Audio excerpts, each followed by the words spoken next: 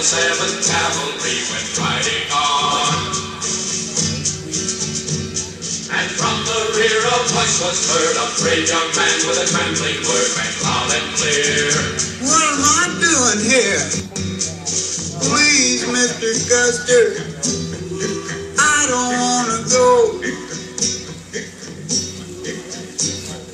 Hey, Mr. Custer, please don't make me go. I had a dream last night about to come in and fight. Somebody yelled attack, and there I stood with the arrow in my back. Please, Mr. Custer, I don't want to go. Oh.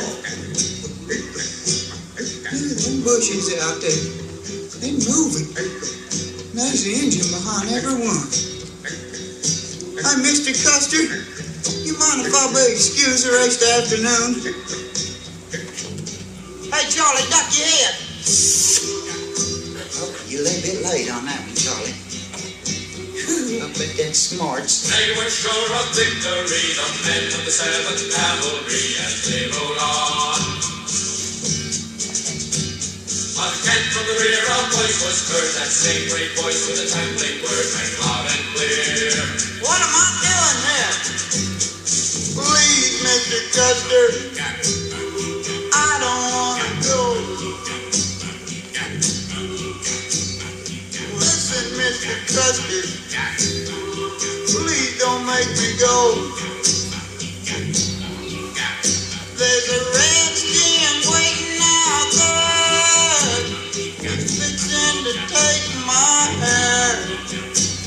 A coward I'm being called, 'cause I don't want to wind up dead or bald. Please, Mr. Custer, I don't want to go. No. I wonder what the ancient word for friend is. Say friend. Kimasabi, it's it. Kimasabi. Hey out there, Kimasabi. No, that isn't it. Look at him out there, running around like a bunch of wild Indians. Oh, this ain't no time for joking.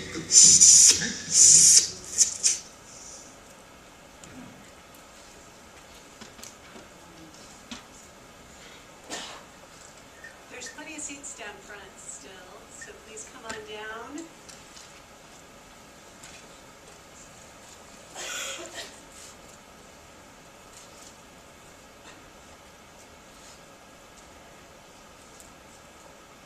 Wow, I've never heard a room full of people so quiet. It's like you're waiting for the other shoe to drop.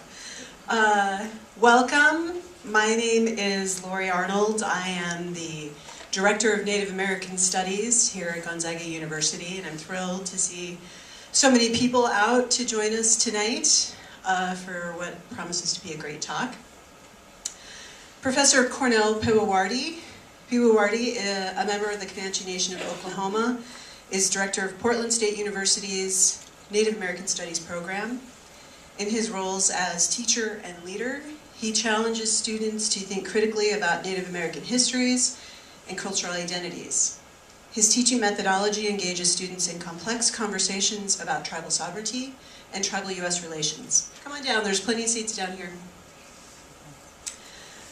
And his classrooms provide safe spaces for exploration of contemporary Native American community issues. Professor Pewewardy's excellence in the classroom has been broadly acknowledged. In 2009, the National Indian Education Association named him Teacher of the Year. For more than 20 years, Professor Pewewardy has illuminated the racial tensions advanced by and exposed by Native American mascots. As more American media outlets and businesses refuse to acknowledge the Washington, D.C. football team by name, illustrating the reasons behind those decisions for our campus community becomes more relevant each day. Professor Pewewardy has served as a postdoctoral fellow in the Center for Multi-Ethnic Education at the University of Oklahoma, Prior to joining Portland State University, he was an associate professor in the Department of Teaching and Leadership and in the Center for Indigenous Nation Studies at the University of Kansas. He was also an adjunct faculty member in American Indian Studies at Haskell Indian Nations University, which is adjacent to the University of Kansas. From 2005 to 2007, Professor Pewewardy was the Dean of Academic Instruction at the Comanche Nation College in Lawton, Oklahoma. I'm pleased to welcome Professor Pewewardy to Gonzaga. This program has been supported by the College of Arts and Sciences, by the Institute for Hague Studies, by the Impact Group, and I especially want to thank Sean Washington of UMAC for making Professor Pewewardy's visit happen. Sean planned and coordinated this programming throughout the summer, and we are all benefiting from his vision and commitment tonight. Native American peoples of the Plateau and Native American peoples in the U.S. and Indigenous peoples in general, even though there is no single Native American experience, we are gift cultures. And I am very pleased tonight to share with Cornel a thank you gift from Gonzaga to him. Pendleton blankets are a very traditional gift here on the plateau, especially because they're made in Oregon, but all across Indian country. And so please join me in thanking Professor Pewewardy and welcoming him tonight.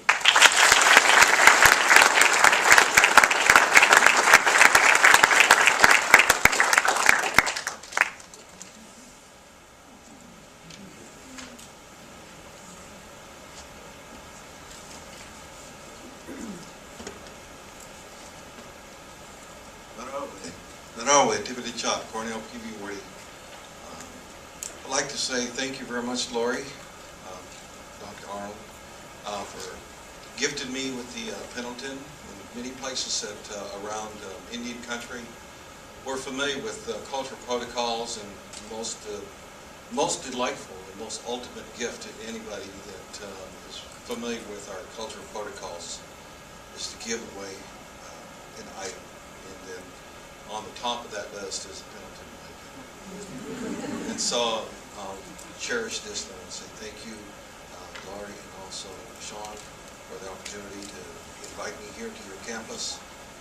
First time I've been on campus, I've driven by, but not like drive-by ethnography. I just drove by just to say hello, but I'm really happy that I was invited to your academic institution. I say thank you very much. I'll take this off now.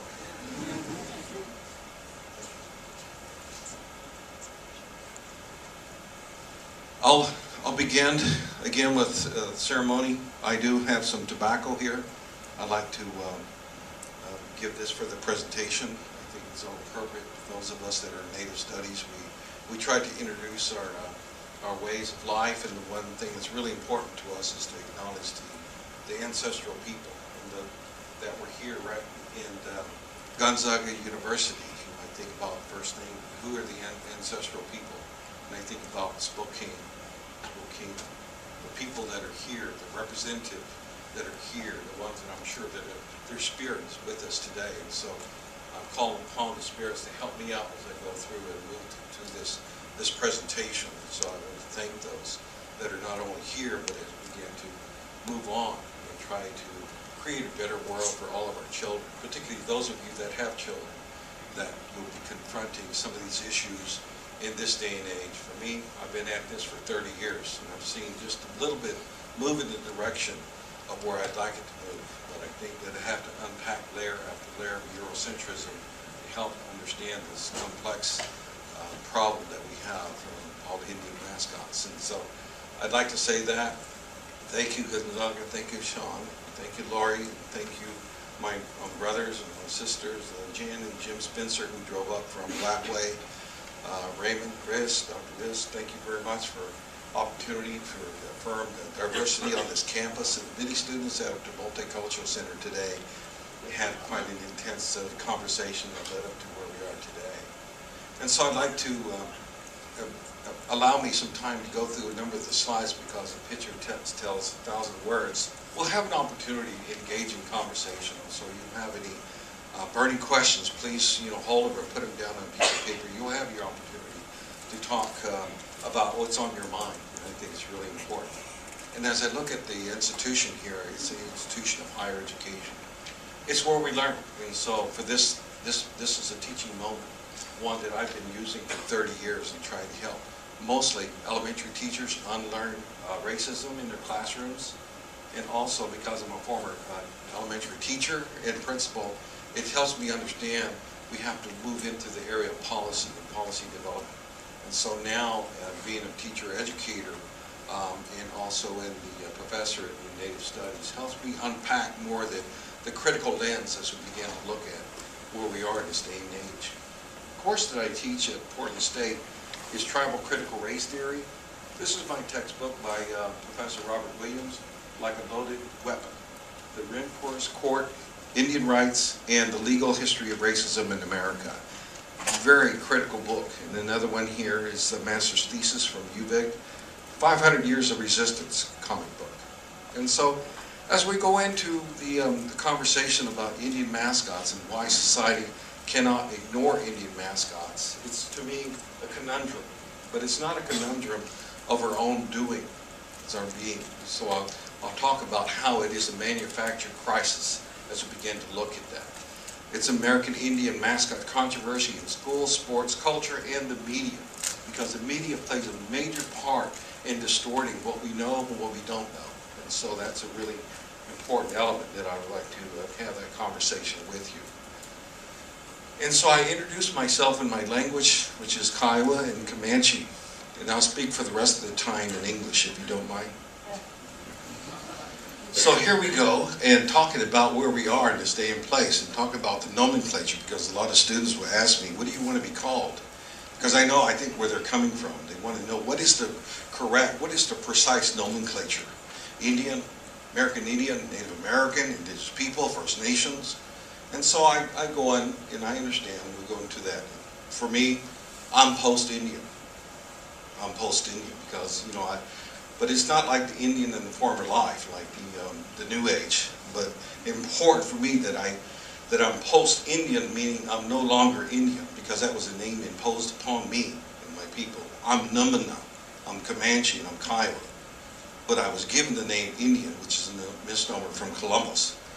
And so that's a very colonized term. And so that's why I present that to you, because that was a perplexed question and inquiry from one of the students this afternoon, because I could feel the tinge in that one person when I said I'm no longer Indian, because that nomenclature is still stuck in the consciousness of so many generations of our people, particularly indigenous peoples that went to BI boarding schools.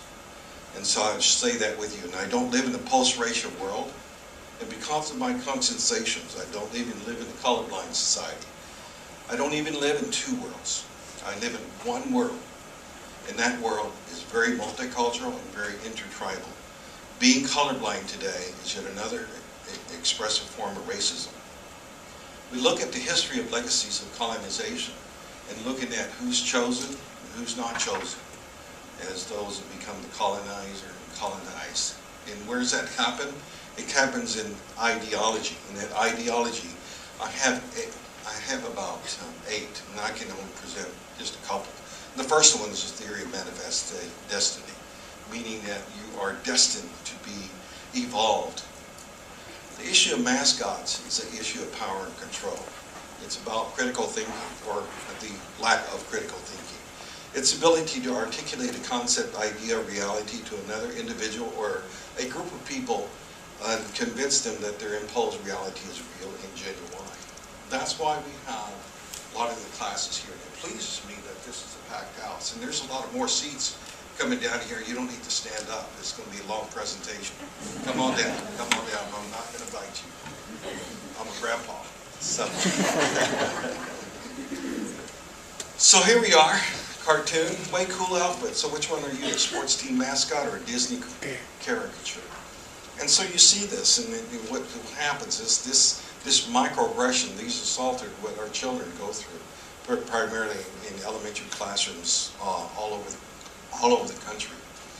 Particularly when you have multicultural festivals and activities at school, when people talk about where they are, who they are, and where they come from.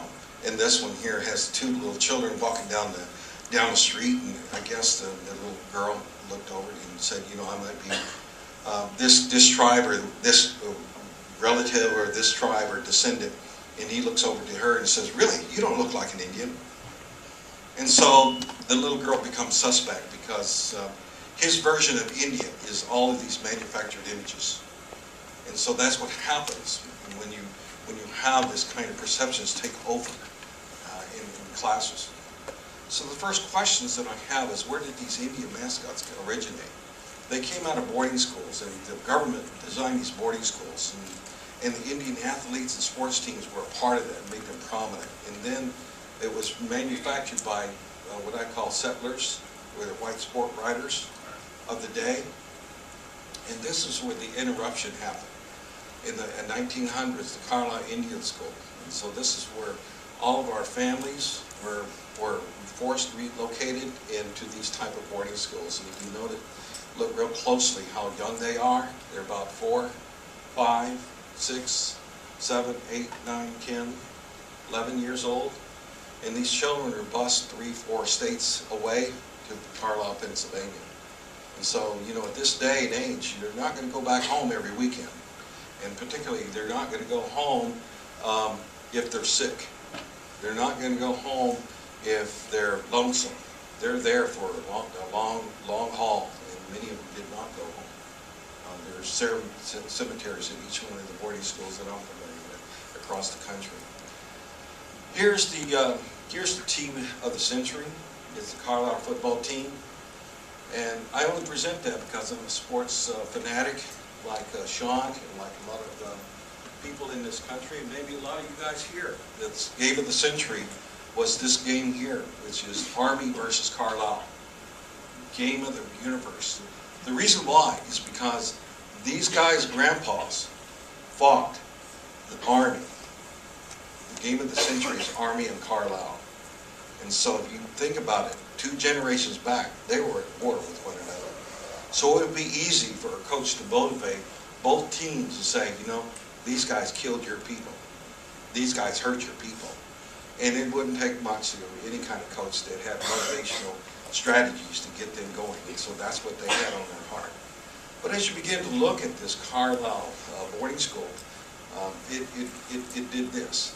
It brought in the native person, and 3 years later, it came out after. And all those children were in this kind of predicament. They were given anglicized names.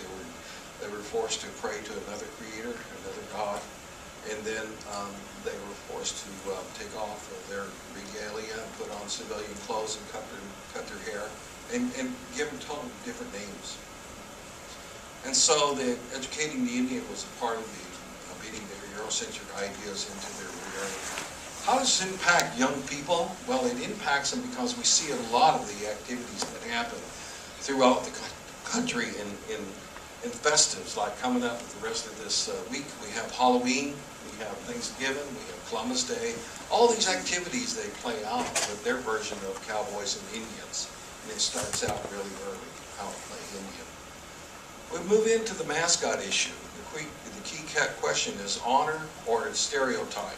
And so you look at these juxtaposition of these cartoons, you're seeing the same picture happen in April 2014 at the beginning of the baseball, professional baseball season.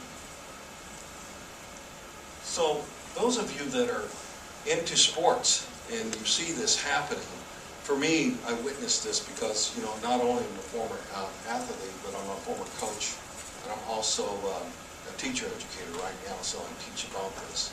But as you begin to see this, these assaults, what I call them, every Friday night, particularly in football, Saturday, collegiate football, and then Sunday, even tonight, on Monday, the Redskins are playing the Cowboys in NFL football.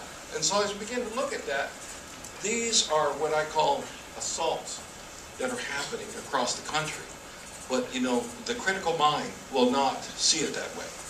I mean, it will see it that way. But the uncritical mind will just, you know, have fun because we're being relegated as entertainment. We're not educational learning systems. This is about educating, it is about entertainment. This is only this year in Tulsa, the Union Redskins. These are cheerleaders acting their ways to be a Redskin, going woo woo woo, and hail to the Union Redskins. And they call them Injuns.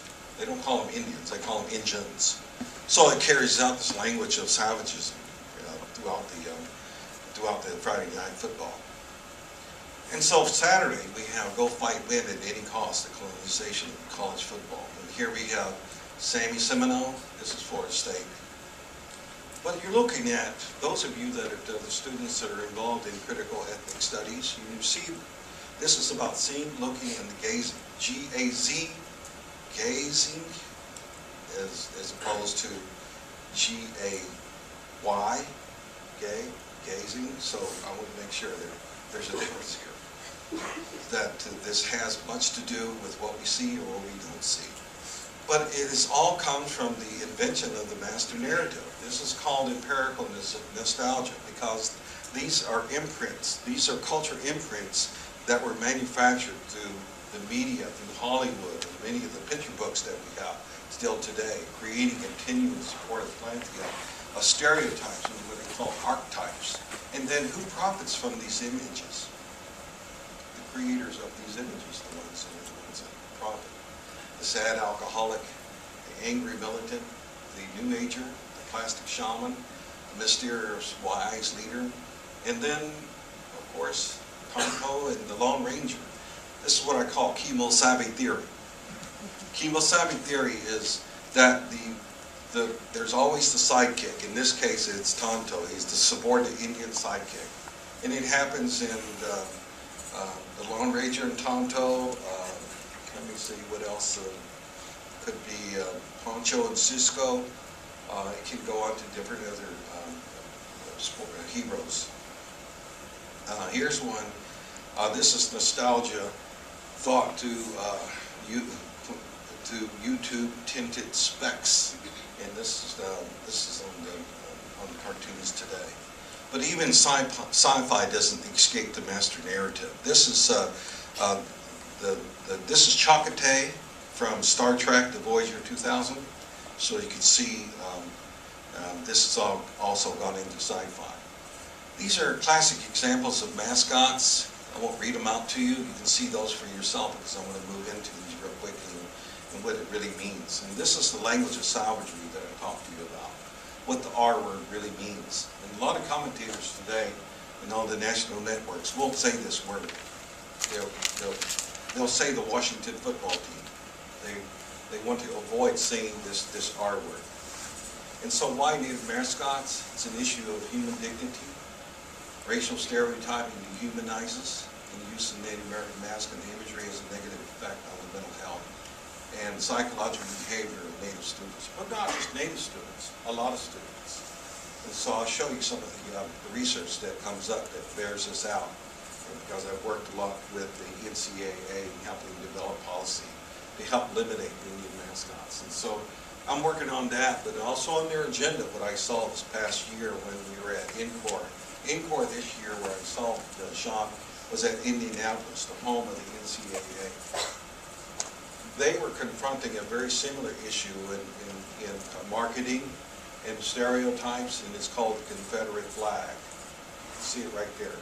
Because there's a number of schools, primarily in the Southeast Conference, still showing the Confederate flag all over the campus. And then when confronted, they don't see anything wrong with it. So that's another symbol and marketing issue that's taken up by the NCAA. It follows suit. The Indian mascot really followed suit from Title IX. Title IX took almost 20 years to find its place in sports in the NCAA. Instead, people were trying to address that as well. So here we have this issue here in 2014. The Stephanie Freiberg study.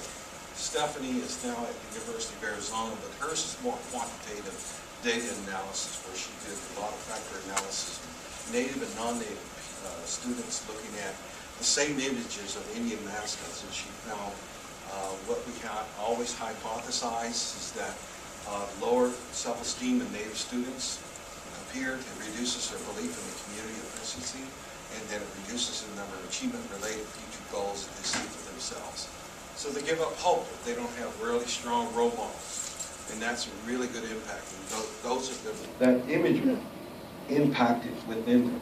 So they don't change the name, they change the design. And so here's a very old program from a football game in 1958.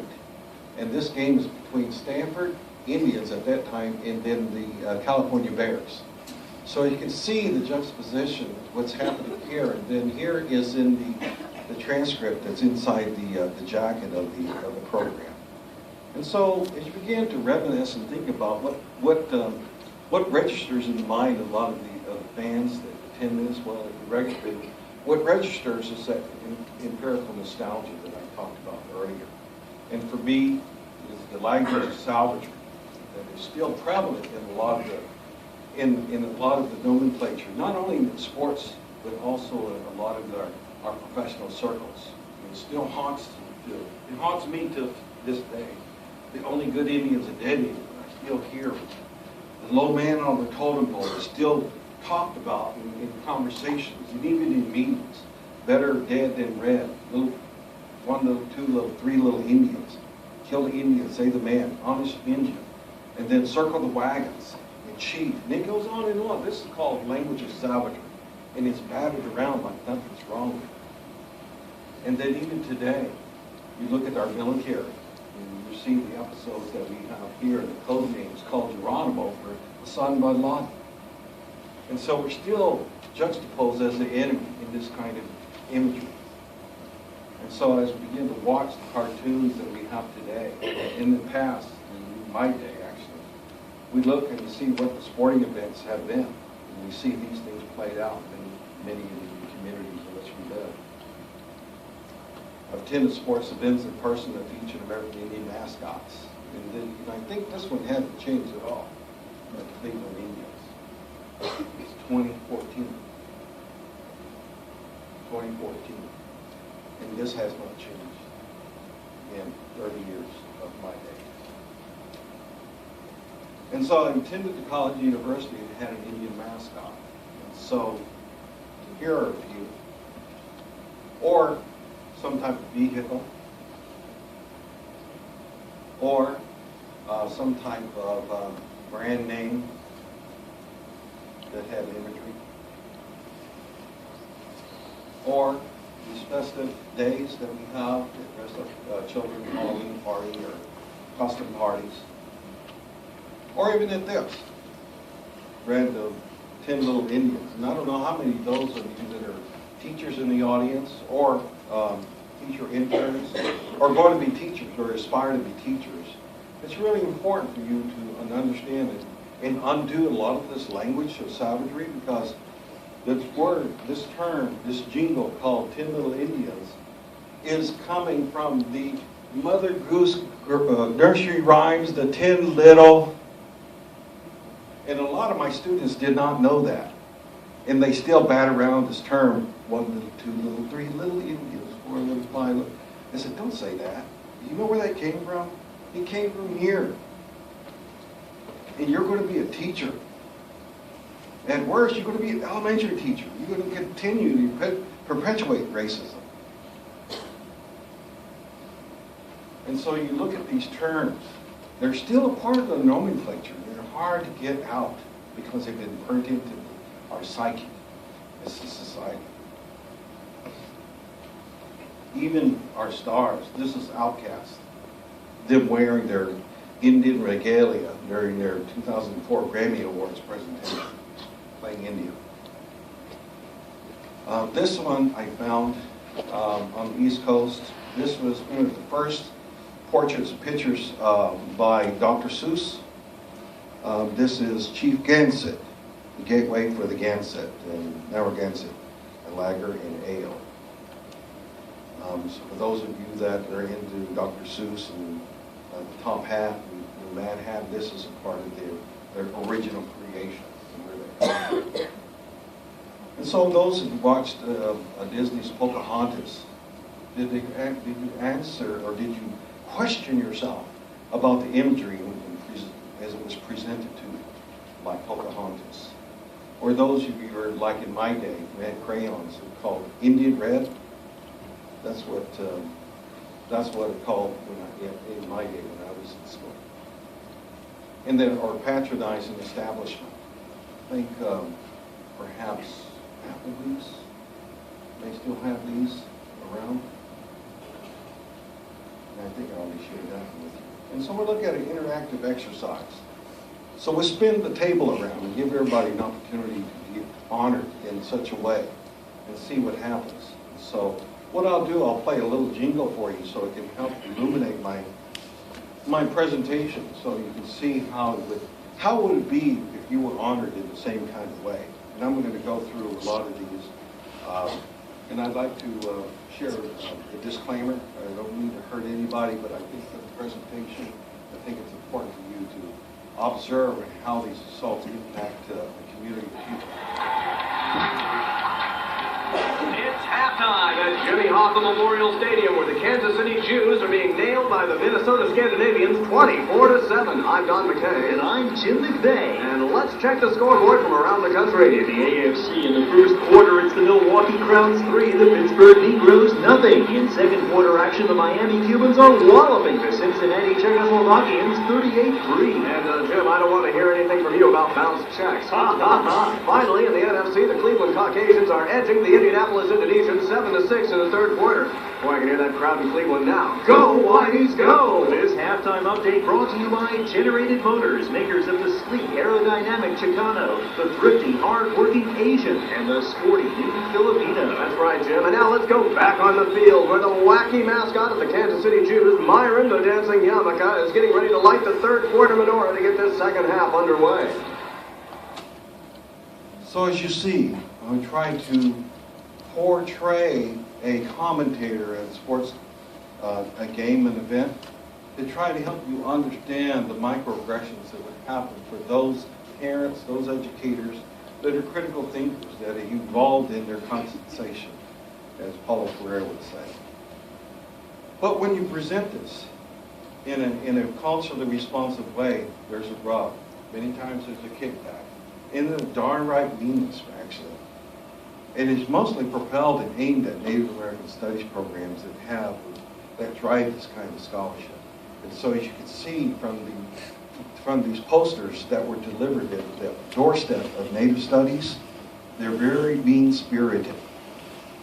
Because many of my colleagues that work at these colleges and universities are trying to do what we all try to do, speak truth to power, try to understand and use these as this opportunity as a teaching moment, but they get the kickback, they get the rub, they get the ones that are very upset that we're trying to change the way that we're behaving. We're not behaving in the way that they've been conditioned to think about us as entertainment, and we're doing it in a very academic way. And so, what's the important issue? It's about raising children in a non-racist, multicultural society. It's about using higher education, which extends to K-12 schools, and all the way to professional sports that we haven't seen tonight, even tonight in the NFL. So strategies for social change, there's all kinds of strategies. There are all kinds of very tangible ways to honor Native peoples that I can think about. Number one, you can give us scholarships. Another one would hire Native professors, hire Native administrators, put us back into the curriculum. There's a number of ways to be honored, but not as a mascot, because of the way it's been portrayed. And so what I try to do, and I've already done this so many times, and I think it works. 10 years ago, the cable network, because I watch a lot of football, but I always catch all these commentators messing up in the nomenclature. And so I queued this up, and I wrote a letter to TNT, and I told them that I think this is a basketball tournament. And I basically said, you should not really say the tomahawk chop when you're going down to make dunk it, why don't you say just slam dunk? Or, something race-neutral base terms, but they revert into their psyche that they have to say the terms that they've always said. And so I send this over and over and over. And of course, I don't get feedback. Well, because I watch television a lot, I've seen these terms diminish because I know that they've hit the impact of a lot of sports managers that have gone down to the commentators and said, hey, check this out. I want to bring this to your attention because this guy keeps emailing you.